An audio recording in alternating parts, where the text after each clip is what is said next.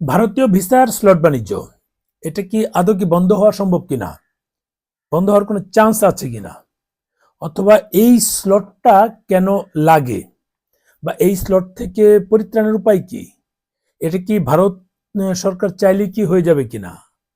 আমি এই সর্বশেষ কথাটা দিয়ে বলি, বাংলাদেশ ছোট্ট একটা দেশ, এখানে সীমিত পরিসরে বাংলাদেশিদের মানে কিছু কিছু গুরুত্বপূর্ণ কাজের জন্য ভারতে যাওয়ার অনুমতি দিচ্ছে ভারত সরকার। এটা বিশাল কোনো বড় সাবজেক্ট না ভারতের জন্য, ভারতের মতো একটা বড় একটা দেশের ক্ষেত্রে এটা বিশাল কোনো বড় সাবজেক্ট না, শুরুতে এটা বলে নিলাম। এটা হলেও তাদের কিছু আসে যায় না, না হলেও তাদের কিছু আসে যায় না, কিন্তু প্রতিবেশী দেশ হিসেবে মানে রাজনৈতিক সুসম্পর্ক কন্টিনিউ করার জন্য এগুলো রাখতে হয়। এখন যদিও রাজনৈতিক সুসম্পর্ক রাখার মতো এখন সিচুয়েশন নাই, বাংলাদেশের অবস্থা আমরা সবাই জানি কি অবস্থায় আছে বাংলাদেশ ভারত দুই দেশের সম্পর্ক, যেটা আমাদের স্বাধীনতার পর এরকম বাজে সম্পর্ক কখনোই যায় নাই। বিভিন্ন সরকার কিন্তু দেশ পরিচালনা করেছে এই 54 বছরে, 54-55 হয়ে যাবে এখন, 55 বছরে সেটা কখনই হয়নি। তার মানে বাংলাদেশের সাথে এখন সম্পর্ক যেহেতু খারাপ, তারপরে তারা কিছু দিয়ে রেখেছেন। এটার মূল এটা কি সেটা বলার আগে বলছি যে মানে স্লট বাণিজ্য কি বন্ধ হবে, এটা আসলে বাণিজ্য আমরা করছি, আমরা বাংলাদেশে করছি, আমরা নিজেরাই করছি। এটা এর কারণটা হচ্ছে যে যখন আপনি স্লট নিতে যাবেন তখন দেখা যাচ্ছে যে আমরা লক্ষ লক্ষ আবেদন করছি, লক্ষ লক্ষ আবেদন করে সেই আবেদন আমরা রুগী হই বা না হই, আমরা ডাবল এন্ট্রির প্রার্থী হই বা না হই, আমরা মানে কোনো কাজে যাই বা না যাই বা ব্যবসায়িক কাজে যাই বা না যাই, আমরা আবেদন করে ওটা হ্যাং করে রাখবো। এবং আবেদন করে যেটা তারা একটা লিমিট দিয়েছে 2000 বা 2500 বা 3000, ধরেন 3000ই প্রতিদিন তারা লিমিট দিল, ওই লিমিট অন্তত 3 লক্ষ আবেদন পড়ে যাবে। এর কারণটা হচ্ছে এই গত কয়েক মাসে আমি কিন্তু বিরোধিতা করেছি অনেক, কয়েক মাসে এগুলো নিয়েই রিসার্চ করলাম, গবেষণা করলাম, দেখলাম যেটা এই 3000-এর বিপরীতে আমাদের বাংলাদেশ থেকে অন্তত 3 লক্ষ আবেদন হয় প্রতিদিন। বুঝেন বিষয়টা, এটা ওনাদের সার্ভার কিন্তু আছে, এটা কিন্তু যারা এটা অনুসন্ধানী কাজ করেন তারা খোঁজ নিয়ে দেখবেন, যারা সাংবাদিক আছেন তারা খোঁজ নিয়ে দেখবেন, অনেকে তো সাংবাদিক আমার বিরোধিতা করেন, খোঁজ নিয়ে দেখবেন এটা কি পরিমাণ আবেদন জমা পড়ছে। আমি যেহেতু খোঁজ নিয়েছি, আমি যতটুকু আপডেট পাওয়ার পেয়েছি, যদি 3000 থেকে 3 লক্ষ আবেদন হয় তাহলে 3 লক্ষ মানুষ কারা আবেদন করছে। এক ব্যক্তি প্রতিদিন নিশ্চয়ই আবেদন করে না, আজকে আবেদন করলে হয়তো 2 মাস 3 মাস পর আবার আবেদন করে বা 1 মাস পর আবেদন করে। কোন ব্যক্তি এই ব্যক্তিগুলো, এই কোন মানুষগুলো তারা আবেদন করছে। মানে আমরা যারা মুখে continue boycott Bharat boycott Bharat, মানে গোমূত্র খেতে ভারত যাব না, এই নানান বিষয় বলি, আমরাই কিন্তু এটা আবেদন করি। আমরা বাহিরে বলি একটা, মানে হিডেনে গিয়ে এই ভারত তেল দেওয়ার জন্য আমরা বসে থাকি।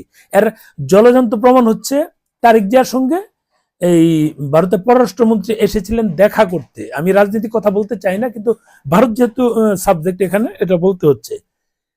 জামায়াতের আমির কিন্তু তার সঙ্গে সাক্ষাৎ করছে, কেন করবে? জনগণ তো জানে যে জামাতের সাথে পাকিস্তানের সুসম্পর্ক, জামাত শিবির বলি বা নতুন যে রাজনৈতিক দলগুলো তৈরি করছে এনসিপি, এরা তো সবাই জানে যে এদের সাথে সম্পর্ক পাকিস্তানের সাথে, কিন্তু তারা গোপনে কেন ভারতের সাথে সম্পর্ক রাখে, বুঝেন বিষয়টা। তার মানে হচ্ছে গোপনে নিচে দিয়ে, টেবিলের নিচে দিয়ে সবাই ভারতের সাথে সুসম্পর্ক বজায় রেখে বাংলাদেশের রাজনীতি করতে চাই। সহজ কথা, শুধু আওয়ামী লীগ করেছে তা না। এক কথায় উত্তর, মানে এক কথায় উত্তর যদি বলি, সবাই চায়, মানে প্রকাশ্যে সবাই বলে কি বলছে, ভারত বিরোধিতা করছে। আমরা প্রতিনিয়ত বয়কট পণ্য, ভারতীয় পণ্য বয়কট, ইন্ডিয়া বয়কট, এই বয়কট সেই বয়কট, উমুক বয়কট তুমুক কন্টিনিউ করছি। যেমন হাসিনা সরকার ভারতকে কেন এই এই কি আমাদের মাছ, ইলিশ মাছ রপ্তানি করতো, এটা নিয়ে আন্দোলন অনেক কিছু হলো।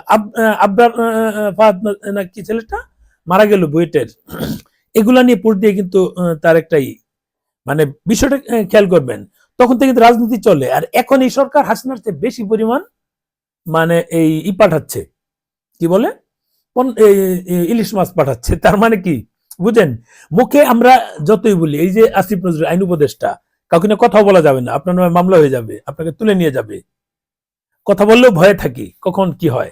কারণ দেশটা তো মানে আগে যেমন ছিল তার চেয়ে আরো খারাপ হয়েছে। আগে ভয়ে কথা বলতাম না, এখন ভয়ে আরো কথা বলি না। আগে যদি মানে একবার চিন্তা করতাম, এখন 10 বার চিন্তা করি কথা বলার ক্ষেত্রে। আগে কথা বলবো না একবার চিন্তা করতাম, এখন 10 বার চিন্তা করতে হয়। আমরা কোথায় আছি? পণ্য হাসিনার আমলে যা পণ্য আমদানি হতো তার চেয়ে অনেক গুণ বেশি আমদানি হচ্ছে বাংলাদেশে ভারত থেকে, অথচ ভারতীয় পণ্য বয়কটের কথা বলেছে হাসিনা। প্রায় 350 চুক্তি করেছে, একটা চুক্তিও এই সরকার এসে 1.5 বছরের বাতিল করতে পারলো না। বিশেষ করে বিদ্যুৎটা দরকারটা কি? ভারতের বিদ্যুৎ আমরা আদানি পাদানির বিদ্যুৎ ইউজ করব কেন? বুঝলেন? মানে আমি কথাগুলি কেন বলছি? এই কারণে বলছি যে ভারতের সাথে ওপেনলি আমরা সব করে ফেলছি, ভারতকে একেবারে শেষ করে দিচ্ছি। আসলে মানে নিচে দিয়ে আমরা মানে গোপনে আমরা সব আতাত করছি, ভারতের সাথে আতাত রাখছি। যে কথাগুলো বললাম, পণ্য আমদানি বন্ধ হচ্ছে না, বিদ্যুৎ আমদানি বন্ধ হচ্ছে না, আমাদের ইলিশ মাছ রপ্তানি বন্ধ, যেটার কারণে আবরার ফাহাদের মতো একটা ছেলে মরতে হয়েছে। এগুলো কিন্তু আগে যা ছিল এখন তাই, তার বরং বেড়েছে।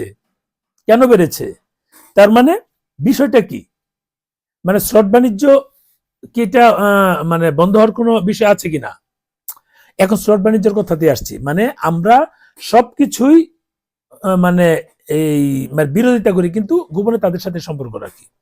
এই স্লট বাণিজ্যটার ক্ষেত্রে এই হচ্ছে যে মানে কথাগুলো অন্যদিকে চলে যাচ্ছিল।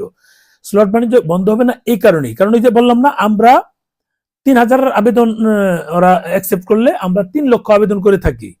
তার মানে কারা করছে? এই মানুষগুলো যারা ওপেনলি বিরোধিতা করি, গোপনে গিয়ে ওদের বিচার জন্য হাতে পায়ে ধরে রাখি, এই হচ্ছে বিষয়। তার মানে আমি ওপেন বলে দিচ্ছি, আমাকে দেখতে পারেন, এটাই স্বাভাবিক। দেখবেন কমেন্টস গুলো, দেখবেন কমেন্টস গুলো দেখলে বুঝবেন যে কারা কারা এই কোন আইডি গুলা, গেট আপটা কি। আগে বলেছি তারা কিন্তু কন্টিনিউ বিরোধিতা করে, অথচ তারা যাওয়ার জন্য পাগল হয়ে যায়। আমি চ্যানেল 24 কয়েকটা ছেলের কথা জানি, এরা মানে বছরে মিনিমাম 2 বার যেতেই হবে, এটা কিনবে ওইটা কিনবে, আর অথচ এরা কন্টিনিউ পোস্ট দিচ্ছে ভারত বিরোধী। ভারত না গেলে তাদের চলতো না। আমার তো দীর্ঘ 12 বছর ছিলাম, নাম বলবো না এটা আমি, তারা আমার ভিডিও অনেকে দেখে তারা এটা ফুসতে থাকবে আমি এগুলো কেন বলছি, নাম বলে দেই কিনা, আল্লাহ করে আমার নাম বলে দেয় কিনা, এটা কিন্তু করবে দেখেন। আচ্ছা, মানে সাক্ষাৎ হলে তারা এই কথাগুলো এবার বলবে, আমি এইভাবে খোঁচাচ্ছি। বিষয় তো হচ্ছে এটাই, আমাদের 3000 প্রয়োজন, আমরা 3 লক্ষ আবেদন করেছি। যদি এই 3 লক্ষ লোককে আমরা যদি আবেদন জমা দেওয়ার জন্য পারমিশন দিয়ে দেই, মানে ভারত সরকার দিয়ে দেয়, তাহলে কি হচ্ছে, একেবারে এই আমাদের রামপুরা পর্যন্ত চলে আসবে যমুনা ফিউচার পার্ক থেকে এই সিরিয়াল, শুধু এখানেই। তারপরে তারা তো লোকবল কম, তারা একেবারে কম, মানে 3000 মাত্র, 3035 মতো তাদের ক্যাপাসিটি রেখেছে, যেহেতু বাংলাদেশে এখনো ওইরকম পরিবেশ তৈরি হয়নি। যেহেতু ক্যাপাসিটি রেখেছে 3000, লোকবল কম, এটা সহজ হিসাব, অস্বীকার করার উপায় নেই, নিরাপত্তাজনিত বিষয় থাকেই। এরপরে সেখানে 3 লক্ষ যদি আবেদন হয়, তারা কি করবে? বাধ্য হয়ে তারা স্লট দিয়েছে, যেন একটা নির্দিষ্ট সময়ে গিয়ে এই স্লট গুলো তারা দিচ্ছে, যে এই সময়ের মধ্যে স্লট গুলো ছাড়াবো। কিন্তু ওই যে 3 লক্ষ আবেদন করি আমরা, 3 লক্ষ লোকে হিট করি, হিট করাতে প্রকৃত লোকগুলো পাচ্ছে না, না পাওয়াতে, আর হিট যখন সবাই করি দেয় মাত্র 3000, ধরেন 3000, 1300-1400 মতো কিন্তু স্লট ছাড়ে, মানে লোক 3000 হলো, অন্যান্য জায়গায় মিলিয়ে ধরলাম 3000, আর অন্যান্য মিলিয়ে মেডিকেল 1300-1400 মতো প্রতিদিন এখন ছাড়ছে। যদি ছেড়ে থাকে তাহলে 1300-1400 লোক, এখানে যারা হ্যাকার আছে, মানে ওদের যে সার্ভার যেটা আছে সেটা ফুল সার্ভার কপি করা, মানে যারা হ্যাকার গ্রুপ, এরা কিন্তু সব বাংলাদেশি গ্রুপ, ফুল সার্ভার কপি করে নেওয়া, তারা তো ওপেন তাদের মতো করে দিয়েছে, এটা কিন্তু ফুল সার্ভার কপি করে নেওয়া তাদের, তারা ওপেন করা, বাট আমাদের হ্যাকাররা ফুল সার্ভার কপি করে নিয়ে নিজেদের মতো আমরা হ্যান্ডেল করছি। আমার আগের ধারণাগুলো ভুল ছিল যে ওরাই বোধহয় সবকিছু করছে, এই যে কয়েকদিন আগে সমস্ত লোক চেঞ্জ হয়ে গেল, তার মানে কারা এটার সাথে যুক্ত থাকবে? আমি ভেবেছি যে ভারতের যেহেতু হাইকমিশনের সমস্ত লোকে চেঞ্জ হয়েছে, তার মানে সবকিছু স্বাভাবিক হয়ে যাবে। এখন থেকে ওইটাই আছে, ওই সিস্টেমে চলছে। তখন তো আমি রিয়েলাইজ করলাম এবং আপডেট নিলাম, নিয়ে দেখলাম যে না, এখানে যে মূল বিষয় এটা আমরা হ্যান্ডেল করছি বাংলাদেশিরা, আমরা বাংলাদেশিরা হ্যান্ডেল করছি বিদায় এই স্লট বাণিজ্য বন্ধ হবে না। বললামই তো যে ওখান থেকে তারা নির্দিষ্ট সময়ের জন্য দিয়ে দিচ্ছে হাইকমিশন থেকে, কিন্তু আমরা কি করছি, আমরা আমাদের মতো করে নিয়ে যেমন বিভিন্ন মেশিন দিয়ে, আমরা যেমন ম্যানুয়ালি আবেদন করবো, ম্যানুয়ালি আসবে, বুঝলেন বিষয়টা, ম্যানুয়ালি আবেদন করবো, ম্যানুয়ালি আসবে, ম্যানুয়ালি আমরা ওটিপি দিয়ে যেটা আগে করতাম সেটা তো এখন ন্যানো সেকেন্ডের মধ্যে ওরা কমপ্লিট করে ফেলছে, মেশিনের মধ্যে, সফটওয়্যারের মাধ্যমে। এই কি কি সফটওয়্যার, 4-5টা সফটওয়্যারের নাম শুনলাম সবার সাথে, যাদের কাছ থেকে আমরা স্লট নিয়ে থাকি, আমি তো নিজে কাজ করি না, স্লট নিয়ে থাকি, মানে তাদের কাছ থেকে নাম শুনলাম, এই 4টা না 5টা কোম্পানি আছে, এই সফটওয়্যার গুলা দিয়ে তারা আরো নাকি বাড়তেছে, তারা স্লট নিয়ে নেয়, আমরা তাদের কাছ থেকে টাকা দিয়ে নেই। এই হচ্ছে হিসাব নিকাশ। তার মানে আমি যতদিন জেনেছিলাম সেটা ভুলভাবে জেনেছিলাম, ভেবেছিলাম যদি এইবার মানে ভারতীয় হাইকমিশনের লুক চেঞ্জ হয়ে যায় তাহলে তো সবকিছু বন্ধ হয়ে যাবে, কিন্তু আমার ধারণাটা ভুল ছিল। আমি এই কারণেই এটা দিলাম যে স্লট বাণিজ্য আমরা করছি। আমরা কি আমাদের স্লট বাণিজ্য বন্ধ করে আমাদের মানে আহার বন্ধ করব? সহজ হিসাব। আমরা বলতে আমাদের যারা আমরা সফটওয়্যার হ্যান্ডেল করছি ওদের ফুল সার্ভার এখানে কপি করা, এই যে যেখানে স্লট যদি ওখানে ওরা যদি ওদের সিস্টেমে চলে আসে বা এই কিছু করে, দেখা যায় সার্ভার সবই হ্যাক করে আটকায় রাখছে, কোনো লোকই স্লট পাচ্ছে না। হয়তোবা এই কারণে দেশবাসী হয়তোবা এই কারণে এমন যাচ্ছে না, যেহেতু এখন পরিবেশটা অনুকূলে না, প্রতিকূল পরিবেশ। এই পরিবেশের মধ্যে আমাদের যারা আমরা মানে রুগী যারা আছি, মেজর পেশেন্ট প্রবলেম যাদের আছে তাদের জন্য এটা কিন্তু তারা একটা বড় সুযোগ দিচ্ছে। তাহলে এই সুযোগটা হয়তো নষ্ট হয়ে যাবে, এই কারণে হয়তোবা তারা জিনিসটা বিপরীত ভাবে করছে। এই সহজ হিসাব। আমি তো ভেবেছিলাম যে এবার এরা বদলি হয়ে গেলে তাহলে সবকিছু ঠিক হয়ে যাবে, এখন থেকে ওইটাই আছে, স্লটটা ওইভাবেই যাচ্ছে, ওইভাবেই আছে। কিন্তু আমার ধারণাটা চেঞ্জ হয়েছে। ধারণাটা এই কারণে চেঞ্জ হয়েছে, এখানে তো আসলে মানে ফুল সার্ভার যেখানে কপি করা, এখান থেকে হ্যান্ডেল করছে নিজেদের মতো করে, হ্যাক তো করতেই পারে। মানে এখানে অল্প কিছু স্লটের জন্য এই হচ্ছে। অনেকে বলবে যে আগে কি হতো না, হ্যাঁ আমি এটাই বলেছিলাম, আগে কি হতো না, সেটা হবে হয়তোবা যখন আমাদের নির্বাচিত সরকার আসবে তখন শুরুতে 1-2 মাস খুব এই টাইট থাকবে, যে টাইটটা এখন তারা সামাল দিতে পারবে না। স্বাভাবিক বিষয়, তাদের জনবল সেভাবে নাই, একেবারেই নাই, অল্প জনবল দিয়ে তারা চলছে, যতটুকু তাদের ক্যাপাসিটির মধ্যে রেখেছে শুধু এমার্জেন্সি ক্ষেত্রে এই ভিসাগুলো দেওয়ার জন্য, আর কিচ্ছু না। যেহেতু একটা সুসম্পর্ক আছে, একবার নষ্ট ধ্বংস হয়ে যায়নি, আছে, সেটা তারা কন্টিনিউ রাখছে। এই রাখার ক্ষেত্রে হয়তোবা নির্বাচন হওয়ার পর স্বাভাবিক হয়ে গেলে 2-3 মাস খুব চাপ যাবে, রামপুরা পর্যন্ত চলে আসতে পারে, বলা যায় না। আমি তো বললাম যারা বিরোধিতা করছে এর আগে আবেদন করবে, এরাদের সুবিধা নিবে। মানে সুবিধাবাদী লোকগুলি সবসময় বিরোধিতা করে, এটা হচ্ছে বাস্তব। এখন স্লট বাণিজ্য বন্ধ হবে না, স্লট চলতে থাকবে।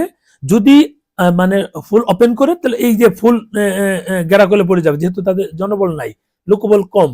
ওই হিসেবে তারা তো অনেক জায়গায় বলেছে যে সীমিত পরিসরে তারা চালু রেখেছে। কেন রেখেছে? এমার্জেন্সি বেসিসে কাজগুলো করার জন্য। জনবল হয়তোবা নির্বাচনের পর বাড়বে, তখন হয়তো ওপেন করে দিবে।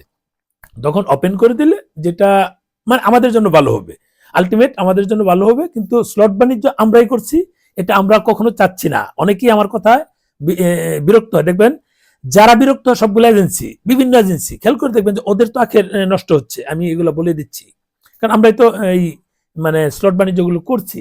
মানে এই ক্ষেত্রে আমি মানে ধরে নিয়েছি যে হয়তোবা যদি ফেব্রুয়ারিতে আল্লাহ করে ইলেকশন হয়, প্রপার একটা ইলেকশন, যেই ক্ষমতায় আসুক সাবজেক্ট বিষয় না, মার্চের দিকে হয়তোবা খুলে যেতে পারে, বা মার্চের দিকে না খুললে এপ্রিলের শুরুতে হয়ে যেতে পারে। আমরা যেটা প্রত্যাশা করছি এবং যতটুকু আপডেট পাচ্ছি বলে মনে হচ্ছে, এই হলে যেহেতু টুরিস্ট ভিসা খুলবে, সবকিছু স্বাভাবিক হওয়ার একটা চান্স আছে। কিন্তু স্লটটা এই পর্যন্ত বন্ধ হওয়ার কোনো সুযোগ দেখছি না।